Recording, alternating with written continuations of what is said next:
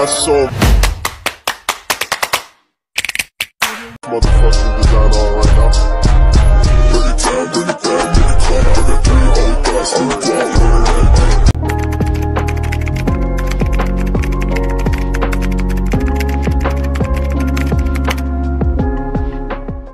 A. Jelaskan asal-usul kejadian manusia dan hakikat serta fungsinya. Dalam Islam dan Kristen, manusia dianggap sebagai makhluk ciptaan Allah. Dalam Islam, Allah menciptakan manusia dari tanah liat dan menghidupkannya dengan meniupkan roh ke dalamnya. Hakikat manusia dalam pandangan agama sering dikaitkan dengan tujuan hidupnya yang sebenarnya.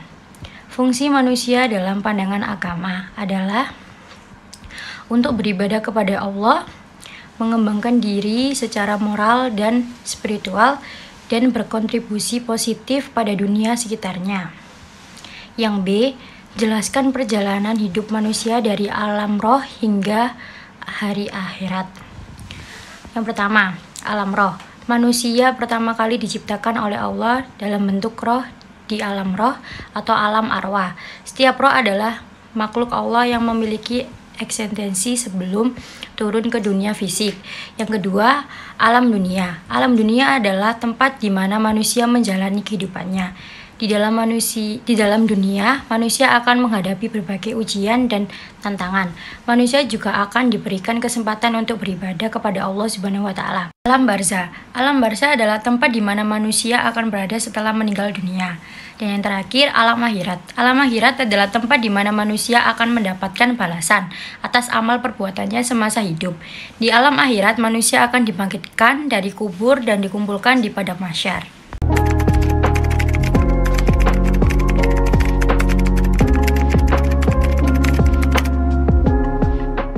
Nomor 2A. Akidah dalam bahasa Arab berarti keyakinan atau doktrin. Secara istilah, akidah merujuk pada keyakinan dasar dalam agama Islam yang mencangkup iman kepada Allah, malaikat, kitab-kitabnya, rasul-rasulnya, hari kiamat, dan takdir. Nomor 2B. Prinsip-prinsip akidah Islam. Nomor 1. Tauhid. Kepercayaan kepada kesatuan Allah. Dalilnya, katakanlah Dia Allah yang Maha Esa. Dalam surat Al-Ikhlas ayat 1. Nomor 2, risalah, merupakan kepercayaan kepada para rasul dan kitab-kitab Allah. Dalilnya, sesungguhnya kami telah mengutus rasul-rasul kami dengan membawa bukti-bukti yang jelas dan menurunkan bersama mereka kitab dan timbangan, supaya manusia dapat melaksanakan keadilan. Surat Al-Hadid ayat 25. Nomor 3, akhirat, merupakan kepercayaan kepada kehidupan setelah mati dan perhitungan amal perbuatan. Dalilnya, dan mereka beribadah kepada Allah yang mereka tidak merasa takut kehilangan pahala amalan-amalan mereka dan tidak merasa takut terhadap sesuatu yang akan menimpa mereka. Surat Al-Furqan ayat 2. 4. Malaikat, kepercayaan kepada makhluk-makhluk Allah yang tidak terlihat oleh manusia. Dalilnya, siapakah yang lebih zalim daripada orang-orang yang membuat-buat kedustaan terhadap Allah? Surat Al-An'am ayat 21.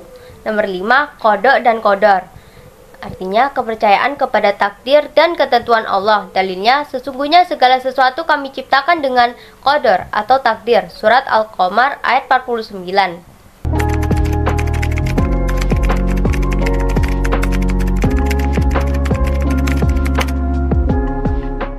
A. Apa yang dimaksud dengan akidah sahihah yang murni? Jelaskan. Akidah sahihah adalah istilah dalam bahasa Arab yang dapat diterjemahkan sebagai keyakinan yang murni atau akidah yang benar. Dalam konteks Islam, istilah ini merujuk pada keyakinan atau doktrin yang sesuai dengan ajaran Islam yang benar dan bersumber dari Al-Quran, hadis, ucapan, perbuatan, dan persetujuan Nabi Muhammad. Akidah sahihah memiliki tujuan untuk menjaga kesucian keyakinan umat Islam dari pemahaman yang keliru atau bid'ah. Yang B, apa yang dimaksud dengan syirik dan syirik modern dan bagaimana cara menanggulanginya? Jelaskan. Syirik merupakan konsep dalam Islam yang merujuk pada perbuatan menyekutukan Allah atau menempatkan sesuatu atau seseorang sebagai mitra atau sekutu Allah dalam ibadah atau sifat-sifatnya. Syirik modern adalah istilah yang digunakan untuk merujuk pada bentuk-bentuk penyekutuan Allah yang muncul dalam konteks zaman modern, di luar bentuk tradisional yang mungkin terdapat pada masa lalu. Cara menanggulangi syirik adalah dengan meningkatkan pengetahuan tentang Islam serta meningkatkan keimanan dan ketakwaan kepada Allah.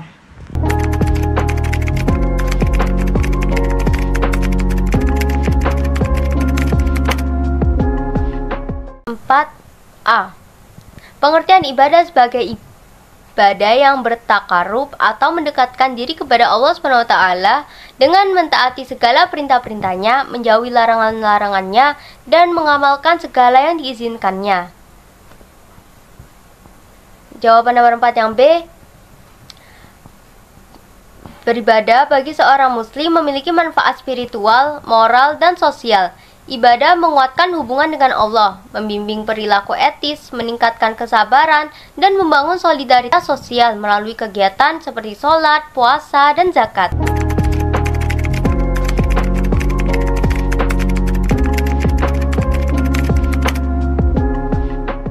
A. Bagaimana ketetapan Muhammadiyah dalam masalah tersebut?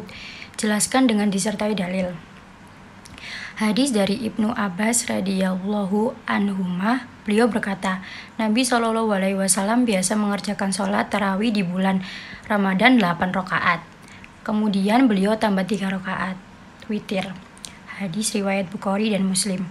Hadis dari Abu Hurairah radhiyallahu anhu, beliau berkata, Nabi SAW bersabda, sebaik-baik sholat malam adalah sholatnya Nabi Daud, yaitu 4 rakaat, lalu 4 rakaat, lalu 4 rakaat, lalu 3 rakaat. Hadis riwayat Bukhari. Berdasarkan kedua hadis tersebut dapat disimpulkan bahwa jumlah rakaat sholat tarawih yang paling sahih adalah 11 rakaat. Hal ini karena hadis dari Aisyah radhiyallahu anha merupakan hadis yang paling sahih dan yang sesuai dengan perbuatan Nabi SAW. Muhammadiyah berpendapat bahwa jumlah rakaat sholat tarawih yang paling sahih adalah 11 rakaat. Yang B, bagaimana pendapat saudara sendiri? Jelaskan disertai argumentasi dan dalil.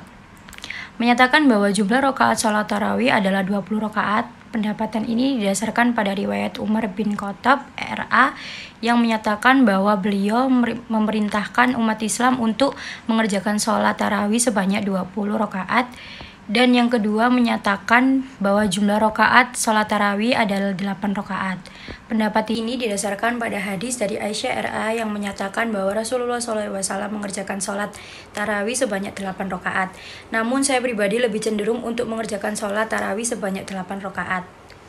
Hal ini karena saya lebih meyakini pendapat Aisyah RA yang merupakan istri Rasulullah SAW. Selain itu, saya juga berpendapat bahwa jumlah rakaat 8 rakaat lebih sesuai dengan tuntunan Rasulullah SAW.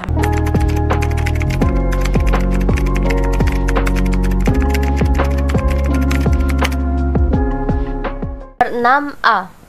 Islam berkemajuan merujuk pada konsep pengembangan dan kemajuan dalam konteks nilai-nilai Islam, termasuk ilmu pengetahuan, teknologi, sosial, dan ekonomi, dengan menjunjung tinggi prinsip agama Islam sebagai landasan bagi kemajuan tersebut. 6b. Islam berkemajuan ditandai oleh harmoni antara ajaran agama Islam dan kemajuan ilmu pengetahuan, teknologi, toleransi, inklusivitas, keadilan sosial, dan partisipasi aktif dalam pembangunan masyarakat.